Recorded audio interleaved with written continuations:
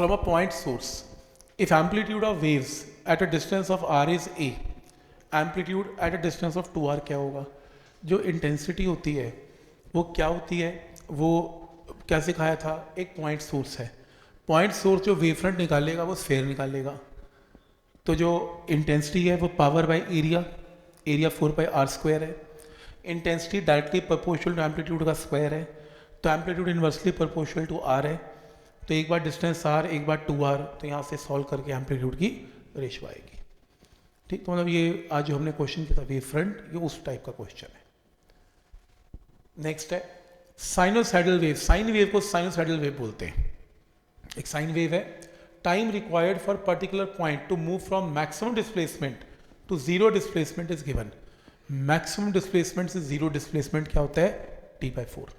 देखो mean position है, extreme है, मैक्सिमम से मीन पे आने का टाइम t/4, तो t/4 की वैल्यू गिवन है, तो ये टाइम है और फ्रीक्वेंसी निकालनी है। देखो कैपिटल T क्या होता है? 1/, फ्रीक्वेंसी, तो यहाँ से सॉल्व करके फ्रीक्वेंसी 1/4t है, टाइम तुम्हें पता है, वहाँ से फ्रीक्वेंसी आ गई, आंसर। ठीक, जैसे थर्ड क्वेश्चन, साउंड वेव जिसकी वेवलेंथ लैम्डा है, travelling in a medium with a speed of v, enter into another medium जिसकी speed 2v, wavelength of sound wave जो सेकंड मीडियम में। देखो जब भी वेव ट्रैवल करेगी एक से दूसरे मीडियम में, फ्रीक्वेंसी कभी चेंज नहीं होती, डिस्कस किया था, फ्रीक्वेंसी सेम है, तो फ्रीक्वेंसी होती क्या है? v/λ। तो नई वेलोसिटी नई लैम्डा, पुरानी वेलोसिटी पुराना लैम्डा, तो इक्वेट करके यहाँ से लैम्डा की रेशियो आ जाएगी। तुम्हें वेलोसिटी की रेशियो तो पता ही है, क्योंकि तुम्हें पहली वेलोसिटी 2v भी पता है, लैम्डा डैश v के साथ लैम्डा, इन इक्वेट करके लैम्डा डैश की वैल्यू आएगी। बस याद रखना फ्रीक्वेंसी को चेंज नहीं करना, फ्रीक्वेंसी कभी चेंज नहीं होती। वेव जिसकी फ्रीक्वेंसी 500 हर्ट्ज है, हैज अ वेलोसिटी ऑफ 560, तो phase difference between two displacement at a certain point at a time, इतने टाइम में फेज डिफरेंस क्या होगा? ये हमने डिस्कस किया था। क्या डिस्कस किया था? अगर फ्रीक्वेंसी पता है, रेसिप्रोकल से टाइम पीरियड आ गया,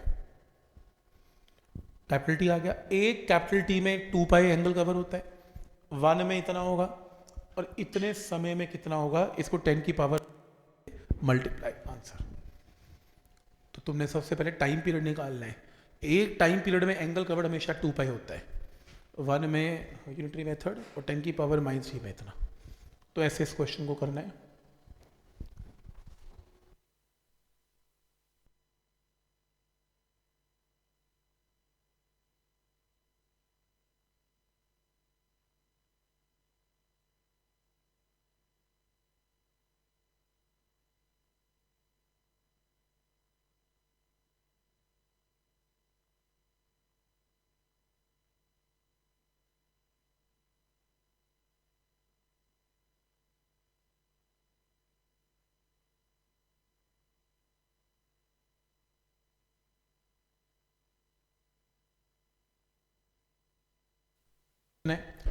to sitar strings A and B playing the note गा, ठीक है, ए और बी है और गा निकल रहा है, are slightly out of the tune and produce beats of frequency 6, दोनों की फ्रीक्वेंसी में डिफरेंस 6 है।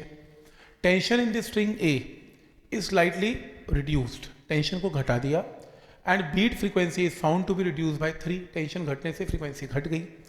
Find original frequency of B क्या है? देखो पहली फ्रीक्वेंसी कितनी है? ए की फ्रीक्वेंसी 324 है, तो 6 का अंतर है, 6 बीट्स का अंतर है, तो सेकेंड की फ्रीक्वेंसी या तो 6 ज़्यादा होगी या 6 कम होगी, पहला पॉइंट है। अब टेंशन की वैल्यू, अब क्या किया इसने कहा टेंशन को घटा दिया, टेंशन घटने से फ्रीक्वेंसी घटती है, तो टेंशन घटने से फ्रीक्वेंसी घटती है, और नंबर ऑफ बीट्स मुझे अब कितनी चाहिए? नंबर ऑफ बीट्स मुझे 3 चाहिए, क्योंकि 6 की जगह 3 हो गई। तो एक काम करते हैं, 324 की वैल्यू लेते हैं यहाँ पे, किसकी टेंशन घटाई पहले ये भी चेक कर लें। हाँ, टेंशन ए की घटा दी और फ्रीक्वेंसी भी ए की गिवन है, तो टेंशन अगर ए की घटा दी, 324 है ए, टेंशन अगर घटा दी तो आपके पास फ्रीक्वेंसी बी की या तो 330 है या फिर कितनी है? 318 है। तो चलो अगर 330 का केस लें तो आपका डिफरेंस यहाँ पर कितना आएगा? इनका डिफरेंस 3 कभी नहीं आएगा, लेकिन 318 के साथ डिफरेंस 3 आएगा, तो इनसे 18 मार्क कर देना आंसर। ये वही क्वेश्चन है वैक्स लगाने टाइप वाला क्वेश्चन। हाँ हाँ, ये एनसीईआरटी से लेके, नहीं नहीं तो ऑब्जेक्टिव है, ऑब्जेक्टिव है, ठीक है। Path difference between two waves क्या होगा? क्या प्रॉब्लम है इसमें? दोनों साइन है। पाथ डिफरेंस से पहले फेज डिफरेंस निकलेगा, फिर पाथ डिफरेंस निकलेगा। पहले तुम इसे करेक्ट करो, तो y1 को तो साइन में रहने दो, y2 की वैल्यू कॉस में है, मैथ लगाओ, इसको साइन में कन्वर्ट करने के लिए π/2 ऐड कर दो। अब दोनों फंक्शन साइन में है, इसके एंगल में से इसके एंगल को माइनस कर दो, तो क्या आएगा? फेज डिफरेंस आएगा। फेज डिफरेंस कितना आ गया? π/2 + 5, इसमें से इसे माइनस करके π/2 + 5 बच गया।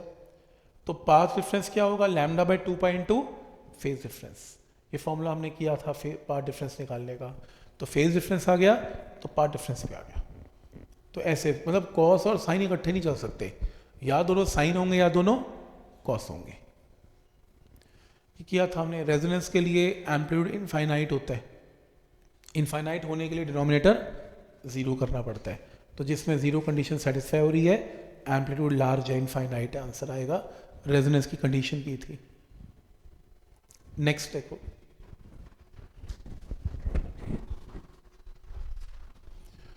एक वेव की इक्वेशन गिवन है, maximum particle velocity is equal to 4 time wave velocity. तो ये करने की जरूरत नहीं है, सीधा देखो मैक्सिमम पार्टिकल वेलोसिटी क्या होती है। मैक्सिमम पार्टिकल वेलोसिटी का फॉर्मूला है ए ओमेगा। ए की ऐसे चल, ए का मतलब वाई नॉट का मतलब ए की जगह वाई नॉट कर दिया, ओमेगा 2.2 फ्रीक्वेंसी। वेव वेलोसिटी क्या होती है? v is equal to nu lambda, तो 4 टाइम्स वेव वेलोसिटी। तो कुछ डिफ्रेंसिएशन करने की जरूरत ही नहीं है, सिंपल बोलो maximum velocity A omega is equal to 4 times wave velocity, answer. Y nought का मतलब यहाँ पर एम्पलीट्यूड है, तो थोड़ा वाई नॉट इसलिए एम्पलीट्यूड है क्योंकि यहाँ पर ए नॉट की जगह वाई नॉट है, ठीक है। तो ये डिफ्रेंसिएशन का स्टेप करने की बिल्कुल जरूरत नहीं है आपको। Speed of sound in a mixture of 1 mole of helium and 2 moles of oxygen at 27 degree Celsius क्या है? अब स्पीड ऑफ साउंड क्या होती है? Gamma R T by capital M. अब मिक्सचर का क्वेश्चन है, तो गामा मिक्सचर का और कैपिटल एम भी मिक्सचर का यूज करना पड़ेगा। मिक्सचर का कैपिटल एम निकालना सिखाया था, मिक्सचर का सीवी निकाल,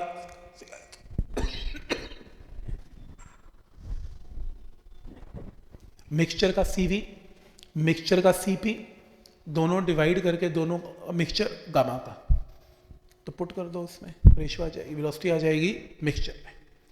तो दोनों चीज निकालनी पड़ेगी मिक्सचर की, तो आंसर आएगा। नेक्स्ट,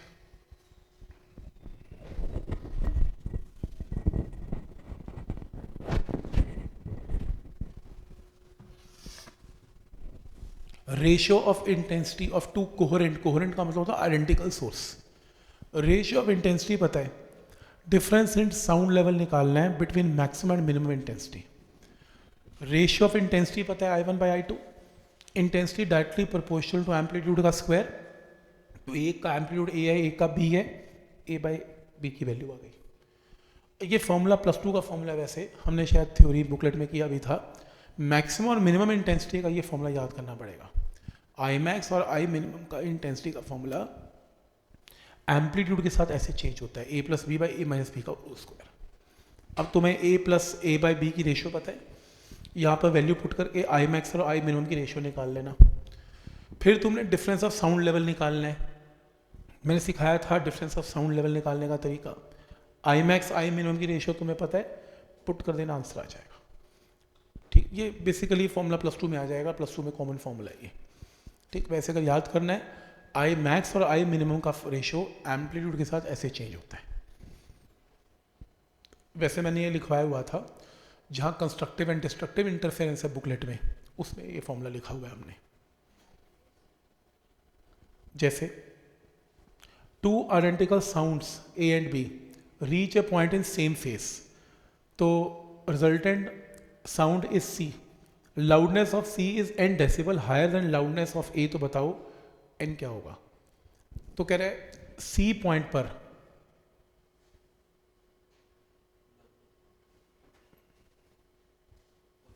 ठीक है कि at A reach A point same phase,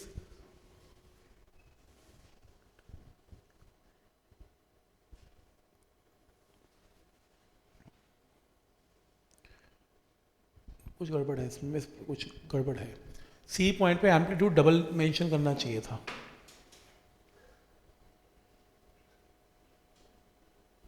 ओ अच्छा, सेम फेज है, सॉरी, ठीक है। ठीक है, देखो सेम फेज का मतलब है कि अगर एक वेव क्रेस्ट गिर रही है तो दूसरी भी क्रेस्ट ही गिर रही है। तो अगर क्रेस्ट का एम्पलीट्यूड ए है, दूसरी क्रेस्ट का एम्पलीट्यूड भी ए है, तो जो नया सुपर पोजिशन से वेव बनेगी उसका एम्पलीट्यूड 2a हो जाएगा। सेम फेज है ना, क्रेस्ट क्रेस्ट पे गिरेगा 2a, तो 2a का मतलब डबल हो गया। तो intensity directly proportional to amplitude का स्क्वायर, तो एम्पलीट्यूड इंटेंसिटी 4 गुना ज़्यादा हो गई। साउंड लेवल निकालना है तो सी पे इंटेंसिटी 4 गुना ज़्यादा हो गई ए से, तो ये रेशियो कितनी है 4। यहाँ सॉल्व करके आंसर निकाल लेना। हाँ ये इंपॉर्टेंट पॉइंट है वैसे, सेम फेज वाला। तो जहाँ फेज सेम होता है वहाँ दो वेव्स अगर गिरे तो एम्पलीट्यूड डबल हो जाता है। मतलब इसका मतलब ये है कि जैसे एक सोर्स है ऐसे, तो एक ने क्रेस्ट गिरा दूसरे भी क्रेस्ट गिरा, सुपर पोजिशन से अगर इसका एम्पलीट्यूड ए है इसका ए है, तो नई वेव का एम्पलीट्यूड 2a, ऐसे इसका मतलब, ये समझना जरूरी है इसमें।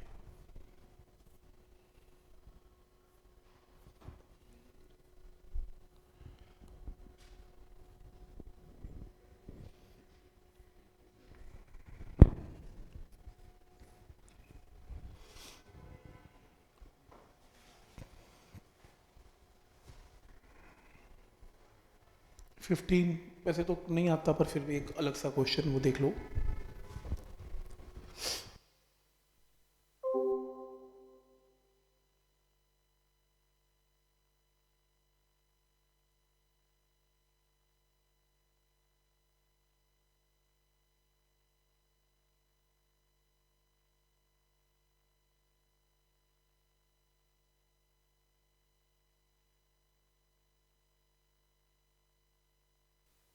रिपीट्स 2 syllables, अब ये एक नई टर्म आ गई है। If the velocity of sound given है डिस्टेंस ऑफ रिफ्लेक्टिंग सरफेस के, तो बेसिकली सिलेबल्स का मतलब है number of time you hear a sound of a vowel in a word, वैसे इसका मतलब ये होता है।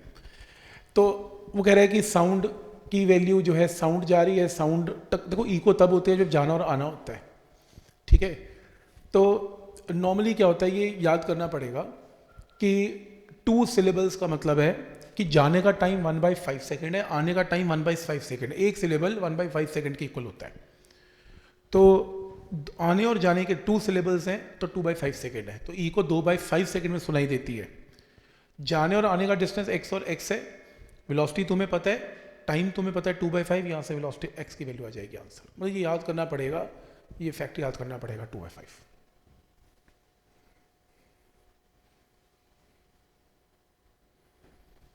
Train whistling at a constant frequency is moving toward a station at a constant speed।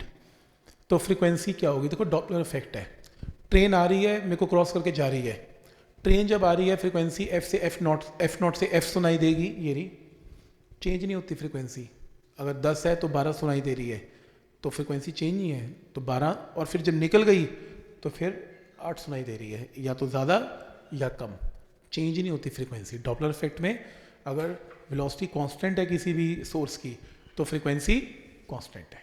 तो ये ग्राफ आएगा इसका, चेंज मत करना, ठीक है। चेंज होने के बाद फ्रीक्वेंसी कांस्टेंट है, इसका मतलब ये है, ठीक है। सिंपल ये क्वेश्चन डॉपलर के आपने ट्राई करने हैं सारे, ट्राई